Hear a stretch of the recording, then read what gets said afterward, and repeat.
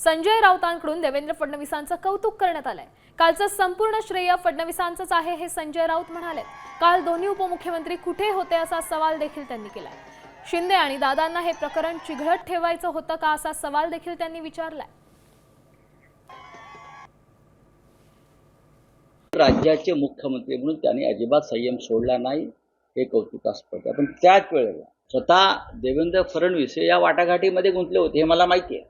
कोणती भूमिका घेऊन जरांगे पाटलांकडे जायला हवे यासाठी स्वतः देवेंद्रजी मुख्यमंत्री राज्याचे पडद्यामागे काम करत होते। हे मी अगदी जरी मी त्यांचा टीकाकार असलो तरी हे मी सांगू शकतो। कालचं संपूर्ण श्रेय जे आहे हे देवेंद्र फडणवीस यांचंच आहे।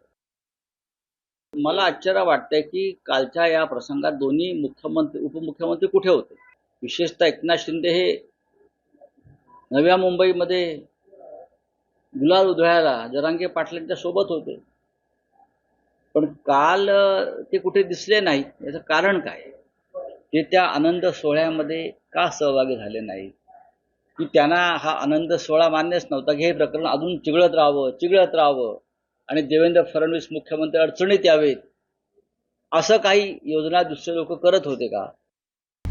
आता isakal.com आहे देशातील नंबर 1 ची मराठी न्यूज वेबसाईट।